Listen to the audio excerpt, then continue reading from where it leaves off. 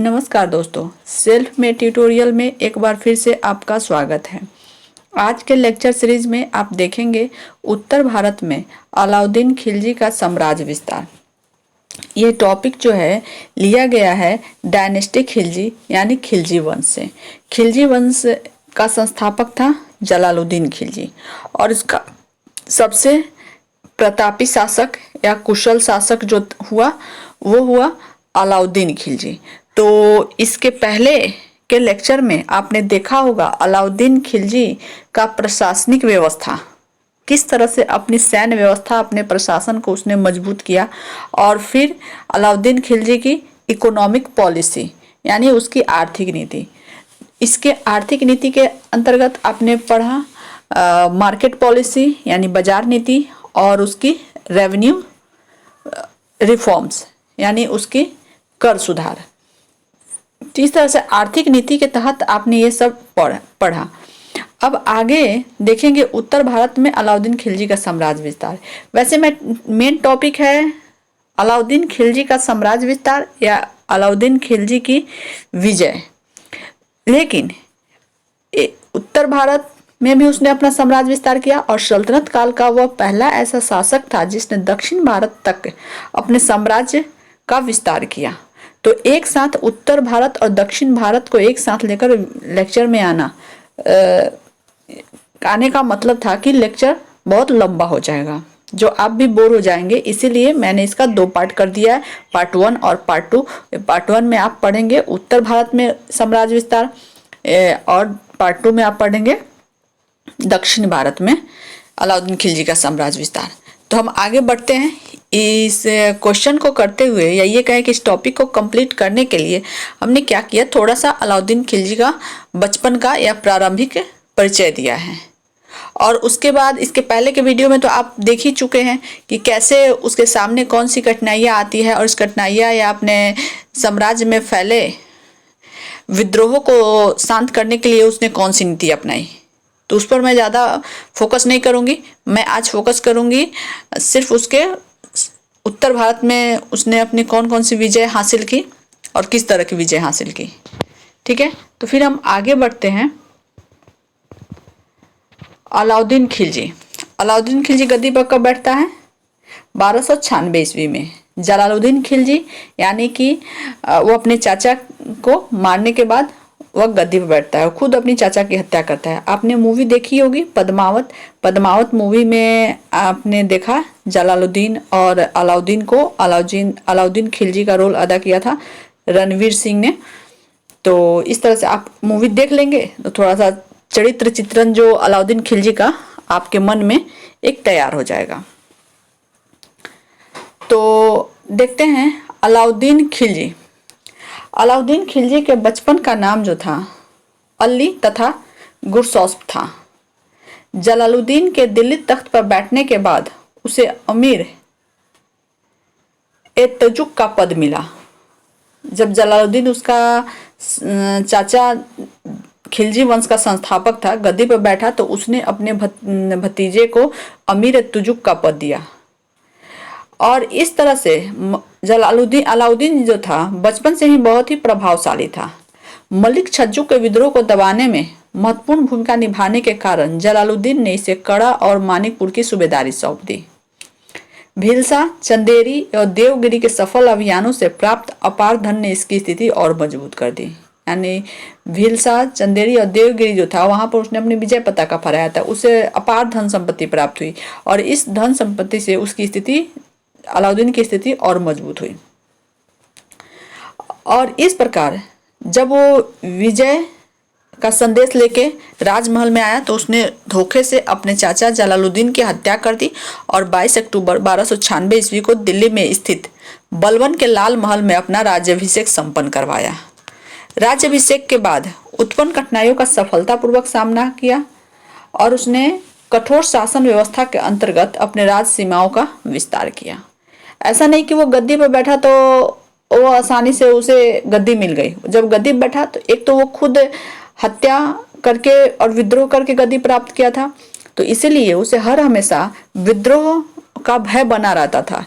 इसीलिए उसने विद्रोह को शांत करने के लिए उसने अनेक प्रकार की नीति लागू की। इस नीति को पढ़ने के लिए आप मेरे पहले वाले लेक्चर को आप देख सकते हैं, मैं ज़्यादा डिस्क्राइब नहीं करूँगी यहाँ पे। अब हम आगे बढ़ते हैं। अलाउद्दीन साम्राज्यवादी प्रवृत्ति का था और साम्राज्य विस्तार के क्रम में अलाउद्दीन खिलजी ने सबसे पहले अपनी सैन्य व्यवस्था को मजबूती प्रदान की।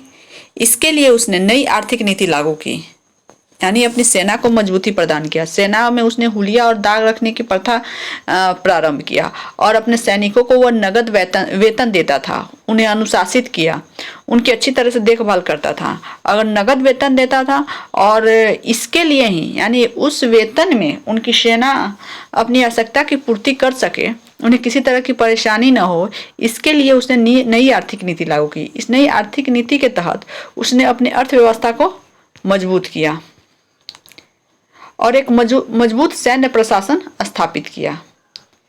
आप नई आर्थिक नीति है, इसके लिए भी आप प्रीवियस लेक्चर देख सकते हैं, जिसमें आर्थिक नीति के तहत उसने कौन कौन से सुधार किए, कौन कौन से रूल लागू किए, कौन नया टैक्स लागू किया, कौन पुराने टैक्स खत्म किया, इस सब के बारे में चर्चा है और इससे सेना को क्या लाभ हुआ इसके बारे में वहाँ डिस्क्राइब किया गया है। और इस तरह से अपनी मजबूत सैन्य व्यवस्था के बल पर उसने दक्षिण भारत तक को, उत्तर से लेकर दक्षिण भारत तक अपने साम्राज्य का विस्तार किया। अलाउद्दीन ने उत्तर भारत के राज्यों को जीतकर उस पर प्रत्यक्ष शासन किया। जानते हैं कि दिल्ली सल्तनत कहाँ स्थापित था? दिल्ली में, यानी दिल्ली में।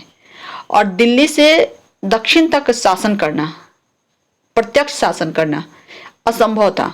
इसीलिए उसने उत्तर भारत में जो विजय पताका फहराई, तो उत्तर भारत के राज्यों पर उसने प्रत्यक्ष शासन किया और दक्षिण भारत के पर जो उसने अधिकार किया, उसमें वहाँ उसने उसकी अधीनता स्वीकार करवाकर और वार्षिक कर वसूला। अधीनता स्वीकार करवाया और वहाँ सिर्फ वार्षिक कर वसूलता था। ओके, तो अब हम आगे बढ़ते हैं और देखते हैं अलाउद्दीन खिलजी की उत्तर भारत की विजय। आज के लेक्चर में आप सिर्फ उत्तर भारत की विजय ही देखेंगे और नेक्स्ट लेक्चर मैं कल लेकर आऊँगी, तो उसमें आप देखेंगे दक्षिण भारत का विजय। उत्तर भारत की विजय में कुछ महत्वपूर्ण विजयों या उसके कुछ महत्वपूर्ण उपलब्धियों के बारे में ही चर्चा करेंगे। ये जिस तरह से डिस्क्राइब किया जा रहा है, वो जो बच्चे ऑनर्स पेपर में जो शामिल है ये टॉपिक, उसको ये नोट्स के रूप में लिख सकते हैं। यदि कोई नेट की तैयारी करता है तो उसके लिए भी बहुत ही महत्वपूर्ण है, क्योंकि हमने इनमें इस टॉपिक से जो अनावश्यक बातें हैं उसको हटा दिया, जो मेन फैक्ट है वही हमने लिखने की कोशिश की है। तो सबसे पहले महत्वपूर्ण उसकी विजय आती है उत्तर भारत में, गुजरात विजय। 1298 ईस्वी में, देखिए 1298 ईस्वी में अलाउद्दीन ने गुजरात विजय किया था और वो गद्दी पर कब बैठा है? 1296 ईस्वी में। लेकिन उसे गद्दी पर बैठने से पहले भी गुजरात में विद्रोह हुआ है और उसने इस विद्रोह को दबाया भी है। लेकिन 1298 ईस्वी की गुजरात विजय बहुत ही महत्वपूर्ण थी। 1298 में अलाउद्दीन ने उलुग खां और नुसरत खां को गुजरात विजय के लिए भेजा, लेकिन अहमदाबाद के निकट बघेल राजा कर्ण, बघेल वंश के राजा कर्ण तो थे, राजकर्ण भी कहा जाता था, और अलाउद्दीन की सेना में संघर्ष हुआ। राजा कर्ण पराजित होकर अपनी पुत्री देवल देवी के साथ भागकर देवगिरी के शासक रामचंद्र देव के यहाँ शरण लिया। अब अहमदाबाद के राजा जो थे वो वहाँ से भाग निकलते हैं गुजरात से, और वो कहाँ जाते हैं? अपनी पुत्री देवल देवी के साथ भागकर देवगिरी के शासक, देवगिरी कहाँ का राज्य है? देवगिरी है दक्षिण में। दक्षिण के शासक रामचंद्र के यहाँ वो रुकते हैं। खिलजी सेना राजा कर्ण की संपत्ति और उसकी पत्नी कमला देवी के साथ लेकर, अब खिलजी सेना यहाँ से क्या करती है? वो तो राजा कर्ण वहाँ से भाग जाता है अपनी बेटी के साथ, लेकिन खिलजी सेना उसकी संपत्ति और उसकी पत्नी को लेकर वापस दिल्ली चले जाते हैं। और कालांतर में अलाउद्दीन ने कमला देवी से विवाह कर उसे अपनी सबसे प्रिय रानी बनाया। यहीं पर नुसरत खां ने हिंदू हिजड़े मलिक कफूर को 1000 दिनार में खरीदा। अब मैं यहाँ थोड़ी देर के लिए विजय पताका को रोकती हूँ और एक बात मैं बताती हूँ कि अलाउद्दीन खिलजी के साम्राज्य विस्तार में या विजयों में जो उसने आक्रमण किया था, जो विजय हासिल किया था, उसमें मलिक काफूर का महत्वपूर्ण योगदान है। तो आपके लिए यह जानना जरूरी है कि ये मलिक काफूर कौन था। तो सबसे पहले मैं बता दूं कि ये मलिक काफूर जो था गुजरात का रहने वाला था। जब गुजरात पर 1298 में चढ़ाई की गई, वहां आक्रमण किया गया, वहां से इसे 1000 दिनार में खरीदा गया था। वह एक हिंदू हिजड़ा था। अब हम थोड़ा सा मलिक काफूर का परिचय देंगे कि मलिक काफूर कौन था, कब तक रहा और उसने कौन सी साम्राज्य विस्तार में अलाउद्दीन खिलजी के साथ किस प्रकार अपनी महत्वपूर्ण भूमिका निभाई, इसके बारे में चर्चा करेंगे। मलिक काफूर, इसे गुजरात विजय से या कहें गुजरात विजय के दौरान गुजरात से 1000 दिनार में खरीदा गया था। इसीलिए इसे 1000 दिनारी भी कहा जाता है। इसका उपनाम एक है 1000 दिनारी। ये क्वेश्चन आ सकता है कि 1000 दिनारी किसे कहा जाता है, तो मलिक काफूर को। यह हिंदू जाति का एक हिजड़ा था। नुसरत खान ने इसे खरीदकर 1298 में गुजरात विजय से वापस जाने पर सुल्तान अलाउद्दीन के समक्ष तोहफे के रूप में प्रस्तुत किया। शीघ्र यह सुल्तान का काफी नजदीक आ गया और 1307 में सुल्तान ने इसे दिल्ली सल्तनत का मलिक नाइब बना दिया। यानी कि यह बहुत ही होशियार चालाक था। इसी के कारण अलाउद्दीन खिलजी ने इसे दिल्ली सल्तनत का मलिक नाइब बना दिया। इसने सफलतापूर्वक खिलजी सेना का नेतृत्व करते हुए देवगिरी, वारंगल, द्वार समुद्र, मालाबार, मथुरा को जीतकर दिल्ली सल्तनत के अधीन कर दिया। यानी कि अलाउद्दीन खिलजी के साम्राज्य विस्तार के क्रम में दक्षिण विजयों में मलिक काफूर का महत्वपूर्ण योगदान है। वो बड़ी सफलतापूर्वक उसकी सेना का संचालन करता और विजय पताका को लहराता था। इसकी इस अभूतपूर्व सफलता से प्रभावित होकर अलाउद्दीन ने इसे अपना सर्वाधिक विश्वस्त अधिकारी बना लिया। सत्ता एवं प्रभाव में वृद्धि के साथ साथ मलिक काफूर की महत्वाकांक्षा बढ़ गई। 1316 ईस्वी में अलाउद्दीन के मृत्यु के बाद, अब यहाँ हम देखते हैं कि जब तक अलाउद्दीन खिलजी जिंदा रहा, उसके साथ मिलकर मलिक काफूर साम्राज्य विस्तार करता रहा, एक कुशल सैन्य संचालन करता रहा। लेकिन जब 1316 ईस्वी में अलाउद्दीन की मृत्यु हो गई, तब मलिक काफूर की स्थिति क्या रही, उसके बारे में आप देखिए। जब इसकी मृत्यु हो गई तो मलिक काफूर ने सुल्तान के नाबालिग लड़के को सिंहासन पर बैठा दिया और संपूर्ण राज्य की शक्ति अपने हाथ में ले लिया। इसने स्वयं गद्दी हथियाने के मोह में फंसकर, और वो अब क्या किया, पहले तो उसके नाबालिग पुत्रों को बैठाया, अलाउद्दीन के नाबालिग पुत्रों, लेकिन बाद में गद्दी हथियाने के लिए इसने दोनों नाबालिग पुत्रों की आंखें निकलवा कर नाबालिग सुल्तान की मां को बंदी बना लिया और उनके पुत्रों का तो आंखें निकलवा ही लिया, साथ ही उनकी पत्नी यानी उसके सुल्तान की नाबालिग सुल्तान जो थे उनकी मां को बंदी बना लिया। परंतु अलाउद्दीन के वफादारों ने संगठित होकर काफूर के सिंहासन पर बैठने के 35 दिन बाद उसकी हत्या कर दी। वह गद्दी तो प्राप्त कर लिया, लेकिन उसके जो वफादार थे अलाउद्दीन के, वो गद्दी पर बैठने के 35 दिन बाद ही मलिक काफूर की हत्या कर दी। तो आपको समझ में आ गया, गुजरात विजय के दौरान उसे जो प्राप्त था, कौन मिला था, मलिक काफूर। मलिक काफूर का अलाउद्दीन खिलजी के साम्राज्य विस्तार में क्या योगदान था और उसके मृत्यु के बाद भी मलिक काफूर ने क्या किया और उसकी मलिक काफूर की मृत्यु कैसे हुई, ये बातें आप समझ गए। अब हम आगे बढ़ते हैं। जैसलमेर पर विजय। जैसलमेर कहाँ है, राजस्थान में है। सुल्तान की सेना के घोड़े चुराने के कारण सुल्तान ने यहाँ के शासक जैसलमेर के शासक दुद्दा और उसके सहयोगी तिलक सिंह को 1299 ईस्वी में पराजित किया। और अब आते हैं हम रणथंभौर पर विजय। रणथंभौर देखिए, यहाँ हमने ठीक से देखा नहीं, इसीलिए इसको हमने बोल्ड नहीं किया है। आप बोल्ड करके लिख सकते हैं, एक टॉपिक बना सकते हैं। रणथंभौर पर विजय। यहाँ का शासक हमीर देव अपनी योग्यता और साहस के लिए प्रसिद्ध था। अलाउद्दीन के लिए रणथंभौर को जीतना इसलिए भी आवश्यक था क्योंकि रणथंभौर के जीते बिना पूरे राजस्थान को जीतना कठिन था। साथ ही राणा हमीर देव ने विद्रोही मंगोल नेता मोहम्मद शाह और केहब को अपने यहाँ शरण दे रखी थी। इसीलिए भी अलाउद्दीन रणथंभौर को जीतना चाहता था। अतः जुलाई 1301 में अलाउद्दीन ने रणथंभौर के किले को अपने कब्जे में कर लिया। हमीरदेव वीरगति को प्राप्त हुआ। तारीख है अलाई एवं हमीर काव्य में हमीरदेव और उसके परिवार के लोगों का जौहर द्वारा मृत्यु को प्राप्त होने का वर्णन है। यानी अलाउद्दीन खिलजी ने हमीरदेव की हत्या तो कर ही दी, साथ ही ये भी कहा जाता है कि इसके परिवार ने जौहर कर लिया था। जौहर का मतलब होता है अग्निकुंड में कूदकर जान देना। आगे बढ़ते हैं।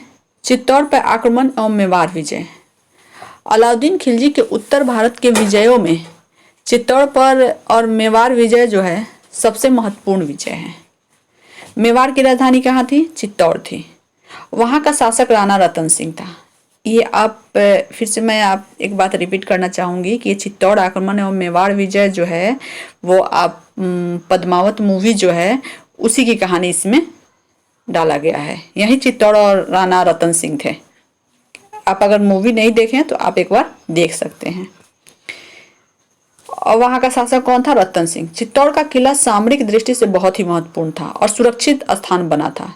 इसीलिए अलाउद्दीन की निगाह जब अलाउद्दीन उत्तर भारत में अपनी विजय पताका फहरा रहा था तो उस क्रम में उसने चित्तौड़ के किले को देखा और उससे पर उसकी निगाहें ठहर गई और वह किसी भी हालत पे वह उसे जीतना चाहता था। अतः 28 जनवरी 1303 में सुल्तान ने चित्तौड़ पर आक्रमण कर दिया, लेकिन राणा रतन सिंह ने भी डट कर सामना किया और 7 महीने के कठिन संघर्ष के बाद अब क्या हुआ कि अलाउद्दीन खिलजी चित्तौड़ पे विजय हासिल नहीं कर पा रहा था। इसीलिए उसने किले के बाहर 7 महीने तक घेरा डाल दिया। लेकिन 26 अगस्त 1303 में चित्तौड़ के किले पर अधिकार करने में सफल हुआ। राणा रतन सिंह युद्ध में शहीद हुआ और उसकी पत्नी रानी पद्मिनी ने अन्य स्त्रियों के साथ जौहर कर लिया। और वही राणा रतन सिंह जो आप मूवी में देखेंगे शाहिद कपूर ने जो रोल अदा किया है वह युद्ध में मारा गया और उसकी पत्नी रानी पद्मिनी यानी आपने जो देखा मूवी में पद्मावत मूवी में दीपिका पादुकोण ने अन्य स्त्रियों के साथ जौहर कर लिया। किले पर अधिकार के बाद सुल्तान ने करीब 30,000 राजपूत वीरों का कत्ल करवा दिया।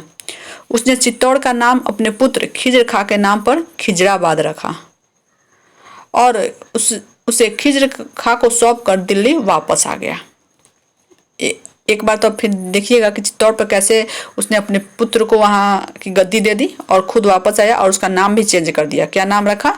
चित्तौड़ का नाम बदलकर मध्यकालीन भारत में क्या हो गया था? खिजराबाद।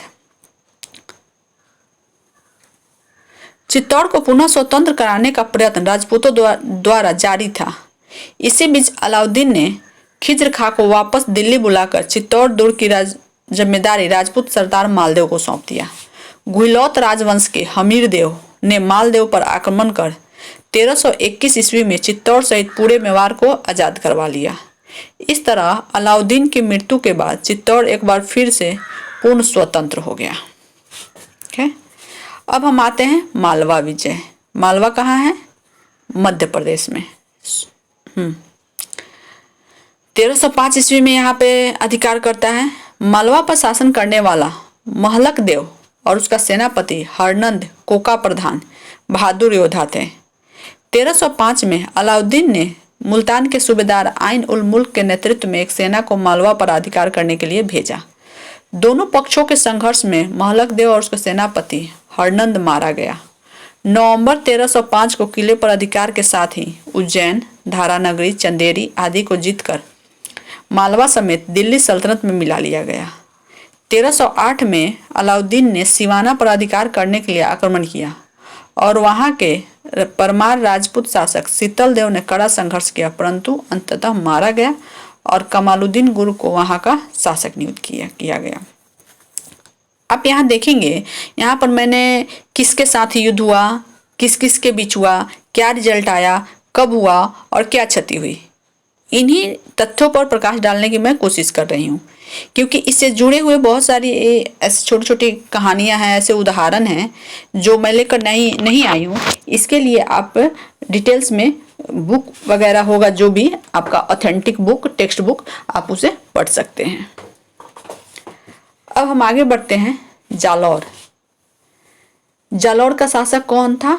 कान्हन देव था। 1304 में अलाउद्दीन की अधीनता को स्वीकार कर लिया, पर धीरे धीरे उसने धीरे धीरे कान्हन देव ने, जालौर के शासक ने अपने आप को पुनः स्वतंत्र कर लिया। 1305 में कमालुद्दीन गुर्ग के नेतृत्व में सुल्तान की सेना ने कान्हन देव को युद्ध में पराजित कर उसकी हत्या कर दी। इस प्रकार जालौर पर अधिकार के साथ ही अलाउद्दीन की राजस्थान विजय का कठिन कार्य पूरा हुआ। जालौर कहाँ है? राजस्थान में ही है।